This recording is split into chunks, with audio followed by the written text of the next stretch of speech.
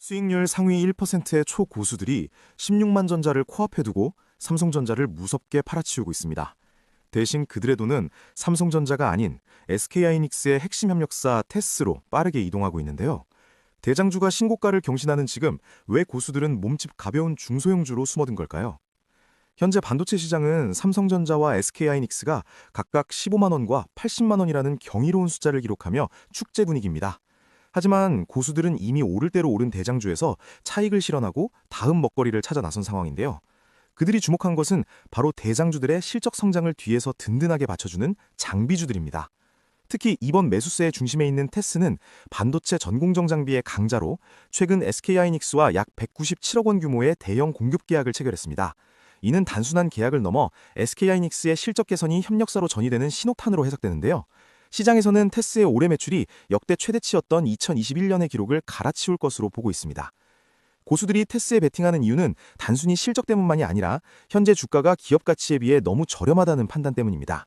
전문가들은 테스의 주가 순수익 비율인 PER이 다른 장비 업체들에 비해 현저히 낮아 저평가 매력이 충분하다고 입을 모으는데요. 돈 냄새를 맡은 투자자들이 저평가된 꿀 종목을 선점하기 위해 달려든 셈입니다. 테스뿐만 아니라 삼성전자의 파운드리 디자인 하우스인 AD 테크놀로지 역시 고수들의 장바구니에 담겼습니다. 삼성전자의 실적이 확대될수록 이들 디자인 하우스의 일감도 기하급수적으로 늘어날 수밖에 없는 구조인데요. 대장주가 길을 닦아놓으면 중소형주들이 그 길을 따라 폭발적으로 성장하는 전형적인 낙수 효과 시나리오입니다.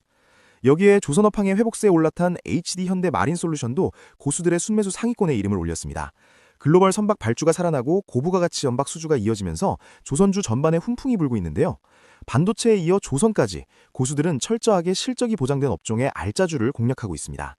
반면 개미들이 여전히 삼성전자에 매달릴 때 고수들은 네이버와 올릭스 같은 종목들을 과감하게 던졌습니다. 단순히 주가가 빠져서 파는 게 아니라 더 큰 수익을 줄 수 있는 곳으로 자금을 회전시키기 위한 전략적인 선택인데요. 고수들의 포트폴리오 이동은 시장의 주도권이 어디로 옮겨가고 있는지를 명확히 보여줍니다. 사실 테스의 최근 영업이익 수치만 보면 언뜻 실망스러울 수도 있는데 이는 임직원 성과금과 자사주 상여금 같은 일회성 비용 때문입니다.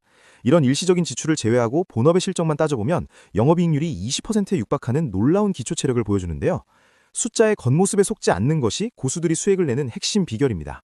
증권가에서는 테스의 목표 주가를 기존 6만 원에서 6만 7천 원으로 상향 조정하며 강한 신뢰를 보내고 있습니다. 2026년 주당 순이익 전망치가 상향된 점과 장비 포트폴리오의 질이 개선된 점이 주요 근거로 꼽히는데요.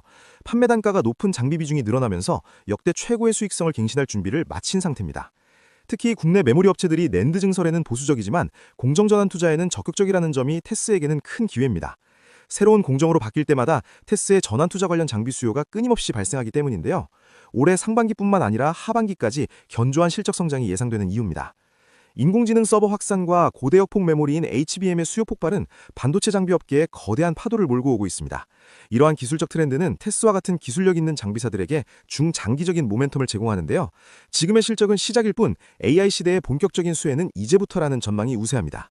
삼성전자의 평택 P4라인과 SK하이닉스의 M15X 공장 등 주요 고객사들의 신규 라인 투자도 차질 없이 진행 중입니다. 장비업체 입장에서는 대형 고객사들이 공장을 짓고 설비를 채우는 시기가 가장 큰 대목이라고 할 수 있는데요. 테스는 이미 이들 핵심 라인의 장비를 공급하며 탄탄한 레퍼런스를 쌓아가고 있습니다. 물론 주의할 점도 있지만 중소형주는 대형주에 비해 주가 변동성이 크고 테마성 흐름에 휘말리기 쉽다는 점입니다. 고수들이 담았다고 해서 무작정 깔아 들어가기보다는 해당 기업의 기술력과 고객사의 투자 일정을 꼼꼼히 따져봐야 하는데요. 투자의 책임은 결국 본인에게 있다는 점을 명심해야 합니다. 고수들이 지금 이 시점에 대형주를 팔고 장비주를 샀다는 것은 시장의 눈높이가 이미 다음 단계를 보고 있다는 뜻입니다. 지수가 박스권에 갇혀 있을 때 수익을 극대화하기 위해 종목 선별에 사활을 걸고 있는 형국인데요. 여러분의 포트폴리오는 지금 어디를 향하고 있습니까? 시장은 항상 대중과 반대로 움직일 때 가장 큰 기회를 주곤 하지만 그 반대의 길은 언제나 외롭고 불안하기 마련입니다. 하지만 철저한 분석과 데이터가 뒷받침된다면 그 불안함은 확신으로 바뀔 수 있는데요. 이번 고수들의 움직임이 단순한 유행일지 아니면 거대한 흐름의 변화일지 지켜볼 필요가 있습니다. 반도체 장비 업황은 보통 소나기가 지나가면 땅이 굳듯이 일시적인 조정 이후에 더 강한 반등을 보여주는 특성이 있습니다. 테스 역시 일회성 비용이라는 소나기를 맞았지만 그 아래 숨겨진 본질적인 성장세는 여전히 푸른 빛을 띠고 있는데요. 전문가들은 지금의 주춤거림이 오히려 저가 매수의 기회일 수 있다고 조언합니다. 2026년을 기점으로 메모리 반도체 업황이 완전히 회복될 것이라는 기대감은 장미주들의 밸류에이션을 높이는 핵심 동력입니다. 공급 과잉 우려가 사라지고 수요가 공급을 앞지르는 구간에 진입하면 장비사들의 몸값은 지금과는 비교할 수 없을 정도로 치솟을 수 있는데요. 결국 주식 투자는 미래의 가치를 현재의 가격으로 사는 게임이며 고수들은 그 괴리가 가장 큰 곳을 찾아내는 능력이 탁월합니다. 삼성전자라는 안전한 항구를 떠나 거친 파도가 예상되는 중소형주로 배를 돌린 그들의 선택이 어떤 결과를 가져올지 궁금해지는데요.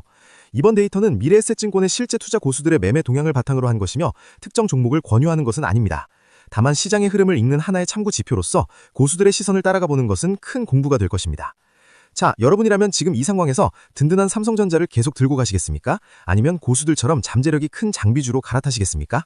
여러분의 생각은 어떠신지 댓글로 남겨주세요. 줍스에서 계속 지켜보겠습니다. 감사합니다.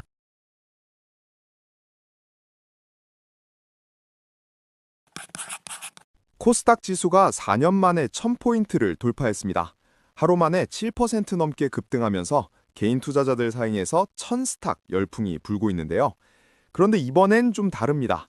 레버리지 상품에 엄청난 자금이 몰리고 있습니다. 2026년 1월 26일 코스닥 지수는 전 거래일 대비 7.09% 상승했습니다. 이는 2004년 코스닥 지수 체계 개편 이후 1일 기준으로 가장 높은 상승률이에요. 기관이 2조 6천억 원을 순매수하며 지수 상승을 이끌었습니다.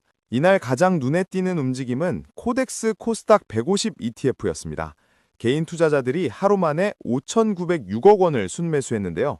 이는 국내 ETF 역사상 단일 상품에 쏟아진 최대 규모입니다. 그동안 1위를 지키던 코덱스 레버리지 기록을 단숨에 넘어섰습니다. 왜 갑자기 코스닥에 돈이 몰렸을까요? 코스피가 5,000포인트에 근접하면서 추가 상승 여력이 제한적이라는 판단이 나왔습니다. 반면 상대적으로 소외됐던 코스닥에는 아직 상승 가능성이 남아있다는 기대감이 투자 심리를 자극했습니다. 레버리지 상품의 열기는 더 뜨거웠습니다. 코덱스 코스닥 150 레버리지는 전날 23% 상승했고 타이거 코스닥 150 레버리지도 22% 올랐어요. 개인들은 이 상품들에도 2,749억 원을 쏟아부었습니다. 레버리지 ETF란 기초자산의 일간 수익률을 2배 또는 3배로 추종하는 상품입니다. 지수가 10% 오르면 20%나 30%의 수익을 낼 수 있죠. 지렛대의 원리처럼 적은 자금으로 큰 수익을 노릴 수 있다는 점이 매력입니다. 그러나 레버리지는 양날의 검입니다. 상승할 때는 수익이 2배에서 3배가 되지만 하락할 때도 손실이 2배에서 3배로 불어납니다. 방향성을 잘못 예측하면 손실이 무서운 속도로 커지는 구조예요. 더 큰 문제는 음의 복리 효과입니다. 레버리지 ETF는 일간 수익률을 추정하기 때문에 주가가 오르락내리락하는 횡보장에서는 계속 손실이 쌓입니다. 기초지수가 원점으로 돌아와도 레버리지 상품은 마이너스를 기록할 수 있어요. 실제 사례가 있습니다. 2025년 1월 아이온Q 3배 레버리지 상품은 하루 만에 117% 폭락하며 상장 폐지됐습니다. 투자금이 문자 그대로 공중분해된 거죠. 예측할 수 없는 변동성이 얼마나 위험한지 보여주는 사례입니다. 레버리지 투자 열풍 속에서 색다른 풍경도 펼쳐졌습니다. 금융투자협회 교육 사이트가 마비된 겁니다. 레버리지 상품에 투자하려면 1시간짜리 온라인 교육을 이수해야 하는데 접속자가 급증하면서 서버가 다운됐어요. 레버리지 ETF에 투자하려면 교육 이수 외에도 최초 거래 시 1,000만 원을 증권사에 예탁해야 합니다. 또한 운용 비용도 일반 ETF보다 훨씬 높아요. TSLL은 연 0.96%, TQQQ는 연 0.84%로 일반 ETF의 4에서 10배 수준입니다. 정치권에서도 코스닥 열기에 동참하고 있습니다. 더불어민주당 코스피 5천 특별위원회는 최근 코스닥 3천 가능성을 거론하며 자본시장 활성화 방안을 논의하고 있는데요. 기대감을 더 부채질하는 모습입니다. 전문가들은 레버리지 투자의 원칙을 강조합니다. 첫째, 단기 투자만 하라. 일간 변동률을 추종하기 때문에 장기 보유하면 위험이 커집니다. 둘째, 분할 매수하라. 한 번에 몰빵하면 타이밍에 따라 손실이 크게 달라질 수 있어요. 셋째, 방향성이 확실할 때만 투자하라. 횡보장에서는 계속 손실이 쌓입니다.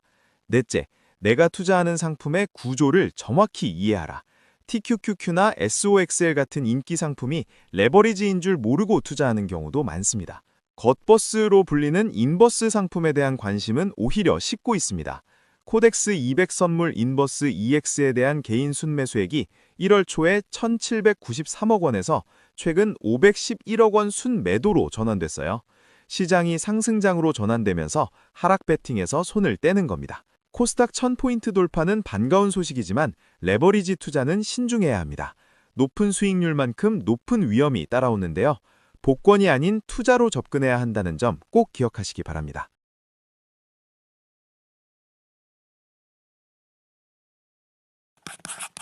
미국이 우리나라를 환율 관찰 대상국으로 재지정하며 경제 감시망을 좁혀오고 있는데요.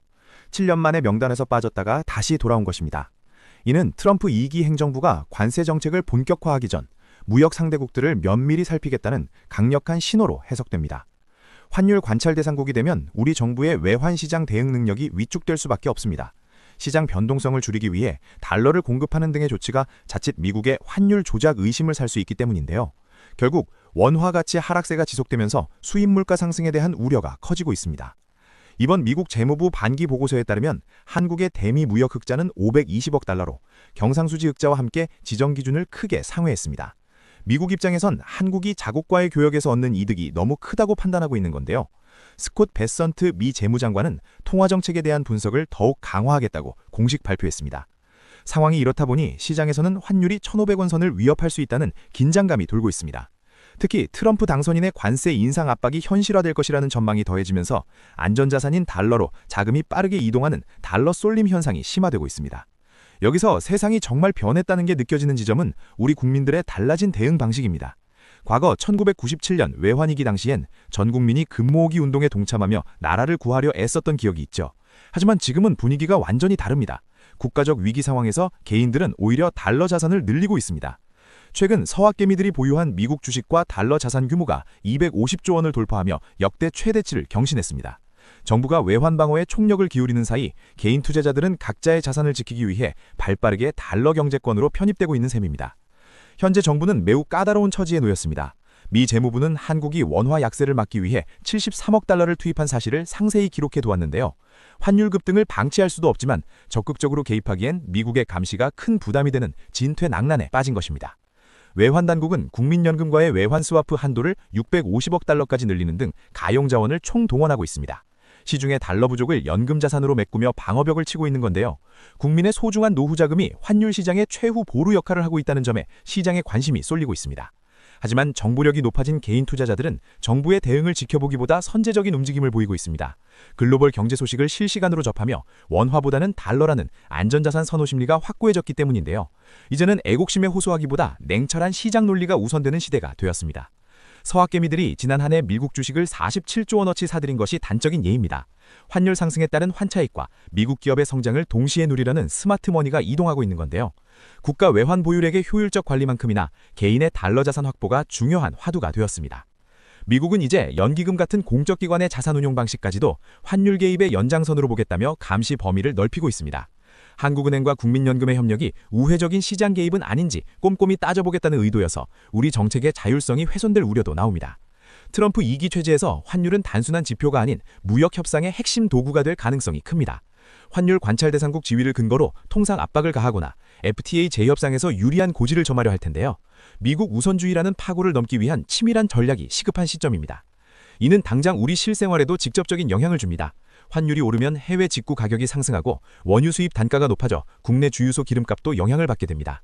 고물가 흐름 속에 환율까지 가세하면서 가계 경제의 부담이 한층 가중되고 있습니다. 수출 기업들도 고민이 깊습니다. 환율 상승이 가격 경쟁력에는 도움이 될 수 있지만 부품과 원자재 수입 비용이 더 가파르게 오르면서 수익성이 악화될 수 있기 때문인데요. 미국발 통상 압박까지 더해지며 우리 기업들은 사면 초가의 위기를 맞이하고 있습니다. 과거엔 국가가 살아야 나가 산다는 공동체 의식이 우선이었다면 지금은 내가 먼저 살아남아야 한다는 각자 도생의 심리가 강해졌습니다. 국가 부채 증가와 경기 침체 우려 속에서 개인들이 달러로 자산을 분산하는 것은 합리적인 생존 전략이 된 것입니다. 정부는 미 재무부와 긴밀히 소통 중이며 상시적인 절차일 뿐이라며 시장을 안심시키려 합니다. 하지만 트럼프 행정부의 정책 변동성이 워낙 크다 보니 정부의 원론적인 설명만으로는 시장의 불안을 잠재우기에 한계가 있어 보입니다. 앞으로의 핵심 관건은 우리가 환율 조작국이라는 오명에서 벗어날 수 있느냐입니다. 만약 조작국으로 지정된다면 미국 기업의 투자 제한 등 강력한 제재가 뒤따를 수 있는데요. 우리 경제가 감당해야 할 리스크가 상상 이상으로 커질 수도 있는 대목입니다. 우리는 이제 고환율 환경을 일상의 변수로 받아들여야 할지도 모릅니다. 달러 강세 기조가 트럼프 행정부 내내 지속될 것이라는 전망이 지배적이기 때문인데요. 자산 포트폴리오를 다변화하고 환율 변동에 유연하게 대처하는 지혜가 필요합니다. 시스템에 대한 신뢰가 흔들릴수록 개인들의 달러 선호는 더욱 가속화될 것입니다. 정부는 외환 시장의 안정을 위한 근본적인 대책을 마련해야 하며 우리 모두는 변화하는 글로벌 경제 질서 속에서 자산을 지킬 전략을 세워야 합니다. 여러분은 지금 이 상황에서 어떤 선택을 하시겠습니까? 국가의 대응을 믿고 원화 자산에 집중하시겠습니까? 아니면 달러 자산 비중을 늘리시겠습니까? 앞으로의 변화를 줍스에서 계속 주시하겠습니다. 시청해주셔서 감사합니다.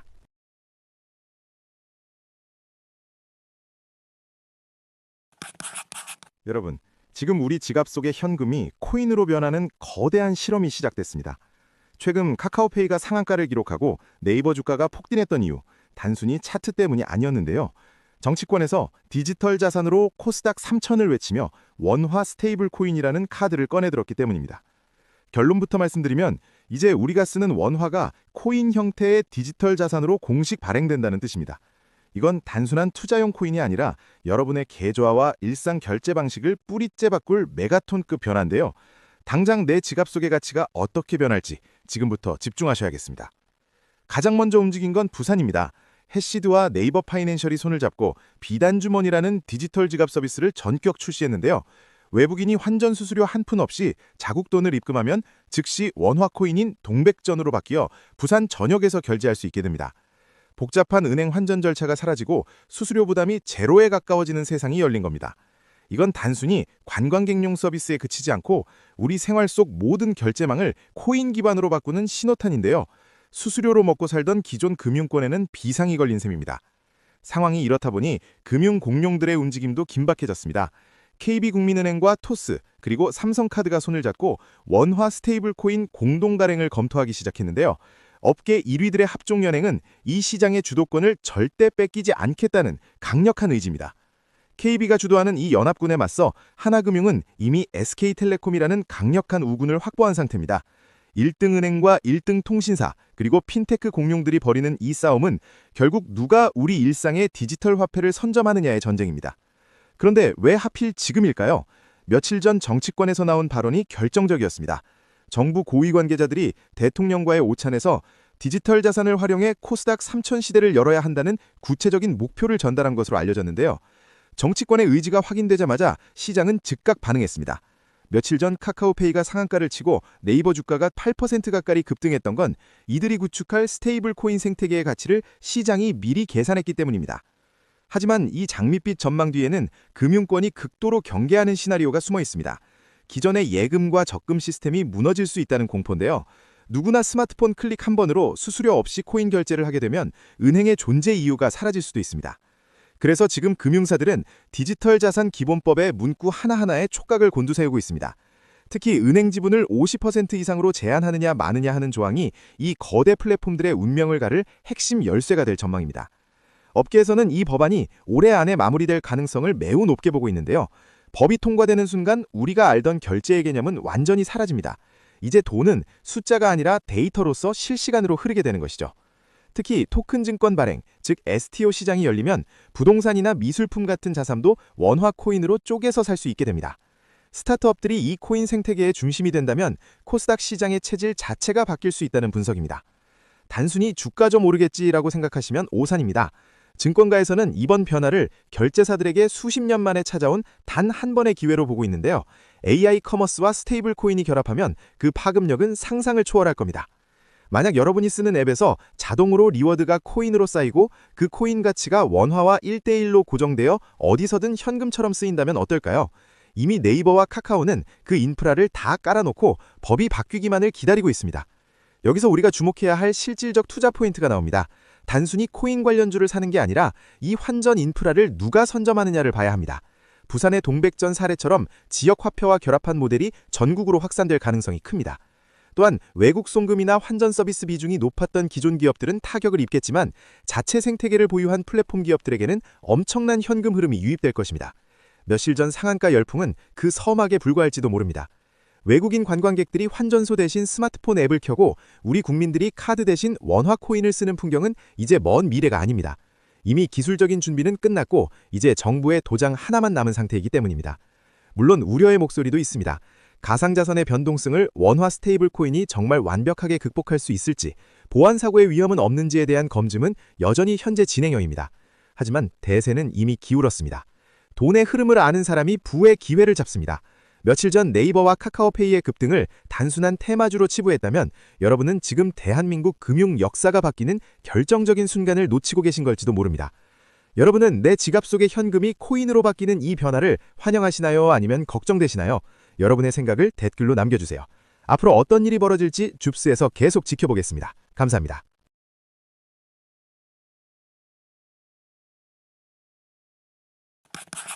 최근 주식시장에서 충격적인 사건이 발생했습니다. 휴림 로봇이라는 로봇 테마주가 하루 만에 40% 넘게 폭락했어요. 석 달 동안 250% 올랐다가 순식간에 무너진 겁니다. 개인 투자자들의 피해가 상당한데요. 오늘은 이 사태를 통해 테마주 투자의 위험성을 짚어보겠습니다. 휴림 로봇은 산업용 로봇을 만드는 회사입니다. 올해 초 7,000원대였던 주가가 26,000원까지 치솟았어요. CES 2026에서 로봇이 주목받으면서 로봇 관련 주식들이 일제히 상승한 겁니다. 불과 석 달 만에 250% 넘게 오른 거죠. 그런데 1월 23일 상황이 급변합니다. 장 시작하자마자 주가가 23% 급등했어요. 투자자들은 환호했죠. 하지만 오후 들어 갑자기 급락하기 시작했습니다. 결국 28.93% 하락한 15,000원대로 마감했어요. 하루 만에 고점 대비 40% 넘게 떨어진 겁니다. 아침에 샀던 투자자들은 점심때쯤 반토막 손실을 본 거죠. 이날 하루 거래대금만 1조 9천억 원이 넘었습니다. 엄청난 거래량이었어요. 그렇다면 왜 이런 일이 벌어진 걸까요? 핵심은 실적입니다. 2024년 휴림 로봇의 영업손실은 49억 원, 순손실은 94억 원이에요. 계속 적자를 내고 있는 겁니다. 주력 사업인 제조업용 로봇 매출도 계속 줄고 있고요. 2023년 150억 원이었던 매출이 2024년 103억 원으로 감소했습니다. 그런데 시가총액은 1조 8천억 원이 넘었어요. 실적과 전혀 맞지 않는 숫자죠. 전문가들은 이를 사상 누각이라고 표현했습니다. 모래 위에 세운 성이라는 뜻입니다. 실제로 이 회사는 2022년에도 똑같은 일을 겪었습니다. 로봇 테마로 주가가 5배 올랐다가 2달 만에 반토막 났었어요. 역사가 반복된 겁니다. 하지만 많은 투자자들이 이 사실을 몰랐거나 무시했죠. 이날 거래 내역을 보면 더 충격적입니다. 개인 투자자들이 160만 주 이상을 순매수했어요. 반면 외국인은 비슷한 물량을 팔아치웠습니다. 개인이 사면 외국인이 파는 전형적인 패턴이 나타난 거죠. 거래소는 이미 경고 신호를 보냈었습니다. 투자 경고 종목으로 지정했고 거래 정지도 2차례나 시켰어요. 하지만 소용없었습니다. 거래가 재개되면 다시 폭등했다가 폭락하는 패턴이 반복됐죠. 휴림 로봇만의 문제가 아니었습니다. 현대무벡스, 유진로봇 같은 다른 로봇주들도 함께 급락했어요. 테마주 열풍이 한순간에 식어버린 겁니다. 로봇 테마 전체가 흔들린 거죠. 그렇다면 투자자들은 왜 이런 위험한 주식에 뛰어든 걸까요? 첫째는 포모, 즉 나만 놓칠까봐 하는 두려움입니다. 남들이 돈 버는 것을 보면 급하게 뛰어들게 되죠. 둘째는 실적보다 이야기에 현혹된 겁니다. 로봇 산업의 미래는 밝습니다. 하지만 개별 기업의 주가 상승은 별개 문제예요. 산업 전망만 보고 투자하면 안 되는 이유죠. 그 회사가 실제로 돈을 벌고 있는지, 경쟁력이 있는지를 봐야 합니다. 전문가들은 명확한 조언을 내놓았습니다. 첫째, 실적을 확인하세요. 공시된 수주내역, 영업현금 흐름, 부채 상황을 꼼꼼히 살펴야 합니다. 숫자는 거짓말하지 않거든요. 둘째, 불성실 공시 이력이나 거래 정지 전력을 체크하세요. 과거 행적은 미래를 예측하는 중요한 단서입니다. 셋째, 단기 급등한 종목일수록 손절 라인을 미리 정해두세요. 욕심을 버려야 원금을 지킬 수 있습니다. 테마주는 달콤한 유혹입니다. 빠르게 돈을 벌 수 있다는 환상을 주죠. 하지만 그 뒤에는 가혹한 대가가 기다리고 있습니다. 휴림 로봇 사태가 분명히 보여줬어요. 투자는 실적과 펀더멘털에 기반해야 한다는 교훈을 잊지 마세요.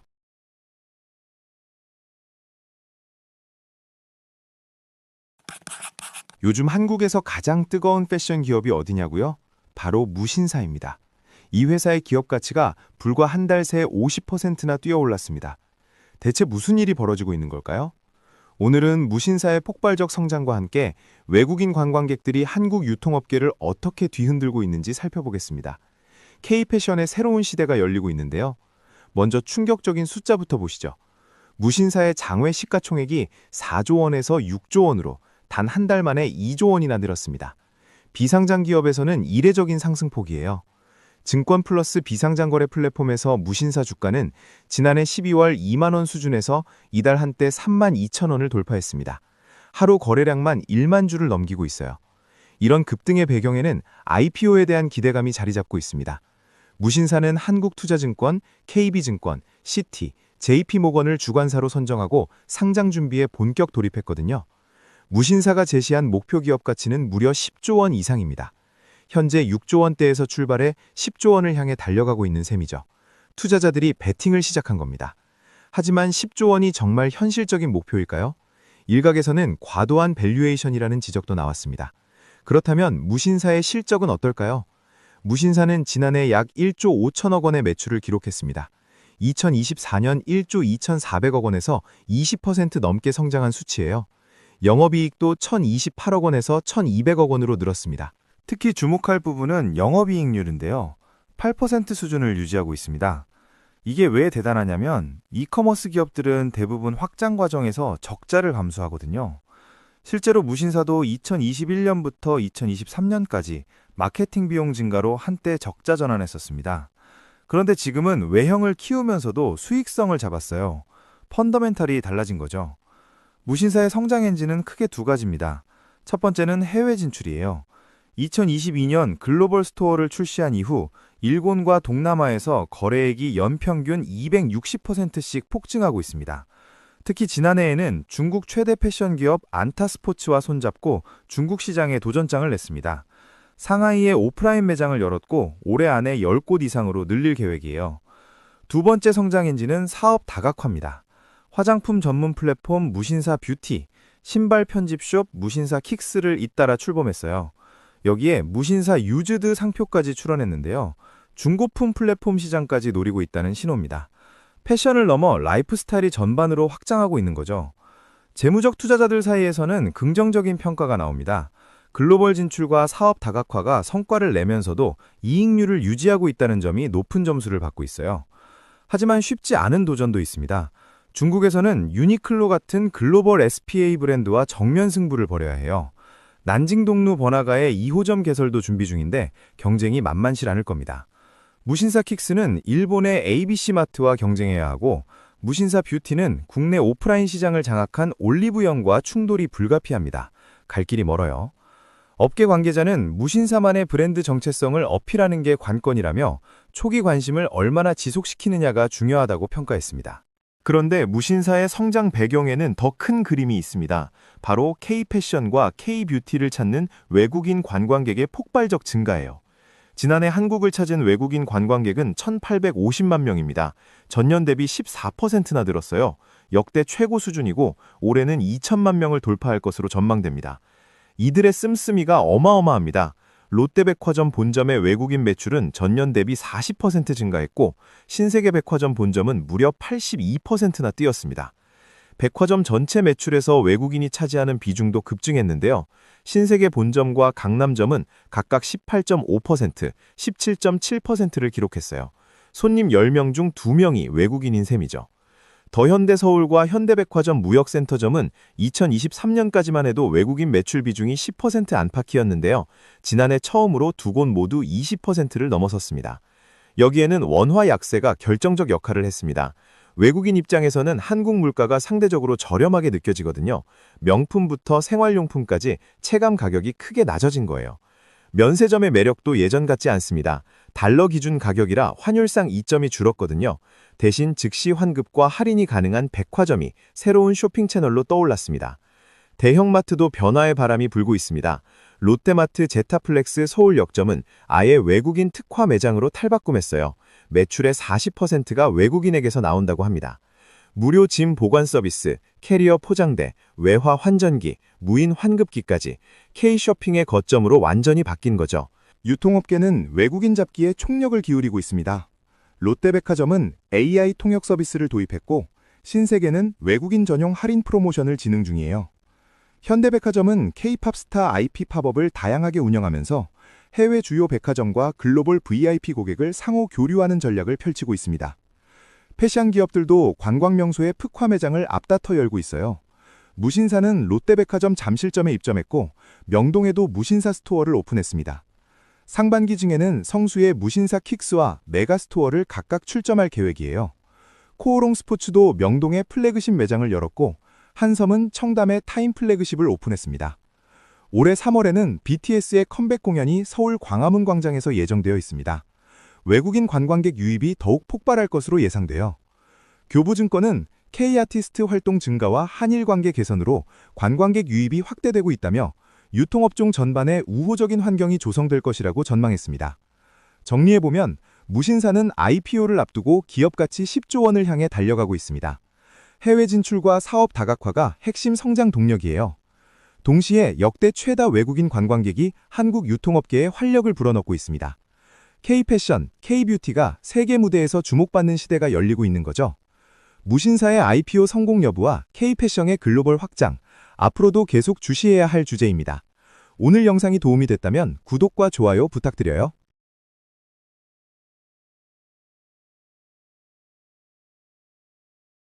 여러분, 미국 연준이 새해 첫 회의에서 금리를 묶었습니다. 3번 연속 이어지던 인하 행진이 일단 멈춰 섰는데요. 경제가 생각보다 탄탄하다는 신호일까요? 현재 미국의 기준금리는 3.5에서 3.75%입니다. 연준은 물가가 아직 조금 높고 고용시장은 안정되고 있다고 판단했습니다. 무작정 내리기엔 조심스러운 상황인 거죠. 파월 의장은 미국 경제가 견조한 기반 위에 있다고 강조했습니다.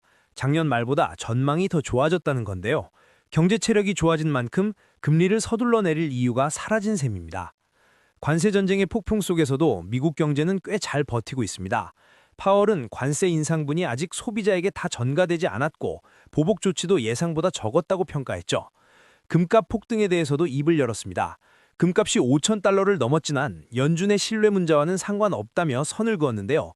인플레이션 기대키는 여전히 안정적이라는 주장입니다. 하지만 연준 내부가 조용한 것만은 아닙니다. 트럼프 대통령 측근인 마이런 이사와 월러 이사는 금리를 더 내려야 한다며 반대표를 던졌거든요. 내부에서도 의견이 엇갈리고 있습니다.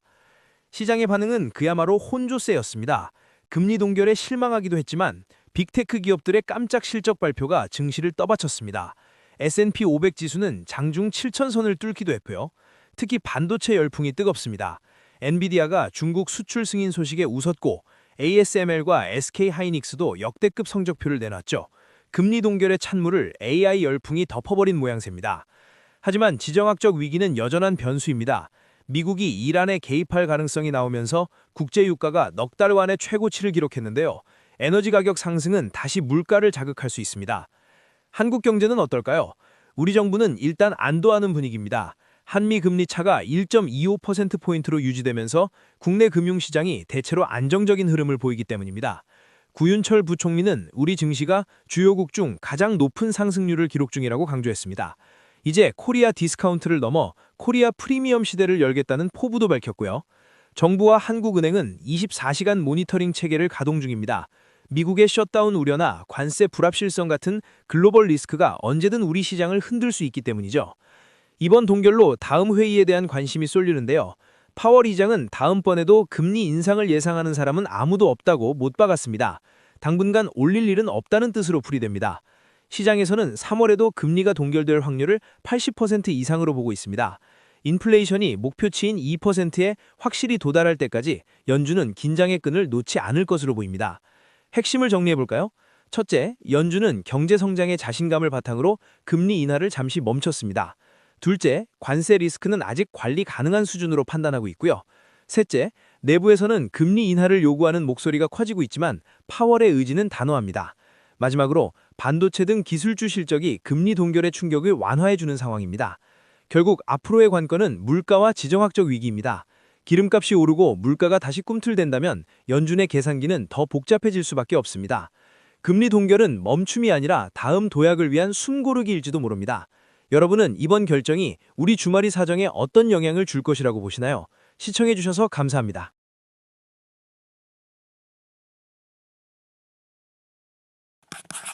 여러분, 국제금 현물 가격이 온스당 무려 5,500달러를 가볍게 뚫어버리며 사상 최고치를 매일 갈아치우고 있는데요. 단순히 금값이 오른 수준이 아니라 전 세계 광산업체들의 시가총액이 한 달 만에 700조 원 가까이 폭증했습니다. 불과 어제까지만 해도 5,100달러 선이던 금값이 자고 일어나니 5,500달러를 넘보고 있습니다. 투자자들은 지금 도대체 금값의 끝이 어디냐며 경악을 금치 못하고 있는데요. 돈 냄새를 맡은 자본들이 이제는 골드바를 넘어 금을 캐는 광산으로 직접 몰려가고 있습니다. 전 세계 상위 50개 광산업체의 시총 합계는 최근 한 달 동안만 약 5천억 달러가 불어났습니다. 우리 돈으로 따지면 무려 690조 원에 달하는 엄청난 액수인데요. 주가가 2배 이상 뛴 광산 기업만 100곳이 넘을 정도로 시장이 뜨겁게 달아오르고 있습니다. 특히 리오틴토, BHP, 글렌코어 같은 초대형 광산 공룡들이 이 랠리를 주도하고 있습니다. 이들은 수천억 달러 규모의 합격 논의까지 진행하며 몸집을 불리고 있는데요. 금뿐만 아니라 은과 동 같은 비철금속 가격까지 동반 급등하면서 그야말로 노다지판이 벌어진 겁니다. 왜 이렇게 금값이 미쳐 날뛰는 걸까요? 가장 큰 원인은 역시 도널드 트럼프 행정부의 파격적인 행보와 관세 위협 때문입니다. 지정학적 불안감이 커지자 투자자들이 가장 믿을 수 있는 자산인 금으로 전력 질주를 하고 있는 셈인데요. 여기에 제롬 파월 연준 의장을 향한 금리 인하 압박까지 더해지면서 불에 기름을 부었습니다. 금리가 내려가고 달러 가치가 흔들릴 것 같으니 전 세계 자산가들이 실물금속으로 돈을 옮기고 있습니다. 종이화폐보다 금덩이가 안전하다는 심리가 시장을 지배한 거죠. 상황이 이렇다 보니 죽어가던 광산들도 다시 살아나고 있습니다. 한때 세계 최대 금생산국이었던 남아프리카 공화국이 대표적인 사례인데요. 노후화된 광산과 높은 비용 때문에 버려졌던 폐광들이 금값 급등 덕분에 황금알을 낳는 거위로 변신 중입니다. 최근 남아공 요하네스버그 외곽에 문을 연 칼라셸로즈 금광이 가장 뜨거운 관심을 받고 있습니다. 이곳은 과거에 불법 채굴자들이 손으로 땅을 파던 곳이었는데요. 이제는 1,400억 원의 거대 자본이 투입되어 첨단 장비가 금을 캐내기 시작했습니다. 이 광산 지하에는 현재 시가로 무려 6조 5천억 원어치의 금이 묻혀있는 것으로 추산됩니다. 1,400억 원을 투자해서 6조 원을 벌 수 있다는 소식에 전 세계 투자자들이 눈독을 들이고 있습니다. 15년 만에 정식 상업 광산으로 재탄생한 배경에는 결국 돈의 논리가 있었습니다. 현재 이곳에는 200명의 전문 인력이 투입되어 밤낮 없이 시추 작업을 진행하고 있습니다. 연말까지 인력을 2배로 늘리고 2029년까지 생산량을 10배 이상 끌어올릴 계획이라고 하는데요. 이 광산의 예상 수명만 해도 무려 17년이나 된다고 합니다. 남아공뿐만이 아닙니다. 세계 최대 금생산업체인 뉴몬트는 가나의 광산에서 상업 생산을 대폭 확대하고 있습니다. 업계 2위인 베링 마이닝 또한 미국 네바다주의 지하 개발 프로젝트를 본격 가동하며 금 채굴 경쟁에 불을 붙였습니다. 수치로 봐도 금광 개발 열풍은 압도적입니다. 2025년 글로벌 금 탐사 예산은 전년보다 11% 늘어난 무려 약 89조 원에 달할 전망인데요. 말 그대로 전 세계가 땅속에 묻힌 금을 한 톨이라도 더 찾기 위해 혈안이 되어 있는 상황입니다. 전문가들은 광산주의 상승세가 이제 막 시작일 수도 있다고 분석합니다. 금과 은 가격이 전례 없이 올랐지만 아직 광산 기업들의 주가는 그 가치를 다 반영하지 못했다는 건데요. 일각에서는 아직도 재평가받을 여지가 크다며 추가 상승을 점치고 있습니다. 중장기적으로 금속 가격이 계속 오를 것이라는 기대감이 광산주로의 돈 쏠림 현상을 만들고 있습니다. 하지만 모든 시장이 그렇듯 장밋빛 미래만 있는 것은 아닙니다. 단기간에 너무 급하게 오른 만큼 조정에 대한 경고 목소리도 만만치 않은데요. 현재 광산주 랠리에는 실제 가치보다 수익을 노린 투기적 자금도 대거 유입된 상태입니다. 만약 시장에 작은 충격이라도 발생한다면 올라간 속도만큼이나 빠르게 가격이 폭락할 수도 있다는 지적입니다. 지금 들어가는 건 상투를 잡는 것이라는 우려도 있죠. 특히 금은 이자가 붙지 않는 자산이라는 점이 리스크입니다. 지정학적 위기가 해소되거나 금리 인하 기대감이 꺾이면 언제든 찬바람이 불 수 있는데요. 하지만 트럼프 시대의 불확실성이 워낙 크다 보니 금의 독주는 쉽게 멈추지 않을 분위기입니다. 결국 지금의 광산붐은 단순한 유행이 아니라 전 세계 경제 질서가 흔들리고 있다는 증거이기도 합니다. 신뢰를 잇는 화폐 대신 인류 역사상 가장 오래된 안전자산인 금으로 모두가 숨어들고 있는 셈입니다. 남아공의 폐광이 부활하고 전 세계 광산 시총이 700조 원이나 뛴 것은 우리 투자자들에게도 큰 시사점을 줍니다. 실물 자산의 가치가 폭등하는 시대, 우리는 어떤 준비를 해야 할까요? 이미 버스는 떠난 걸까요? 아니면 이제 시작인 걸까요? 금값 5,500달러 시대, 광산에 묻힌 6조 원의 기회는 누군가에게는 일생일대의 대박이 되겠지만 누군가에게는 뼈아픈 손실의 시작일 수도 있습니다. 시장의 광기를 냉정하게 바라보는 지혜가 어느 때보다 필요한 시점입니다. 여러분은 지금 온스당 5,500달러가 넘은 금을 보고 어떤 생각을 하시나요? 지금이라도 금광 관련주에 올라타시겠습니까? 아니면 거품이 빠질 때까지 기다리시겠습니까? 여러분의 소중한 의견을 댓글로 남겨주세요. 줍스에서 계속 지켜보겠습니다. 감사합니다.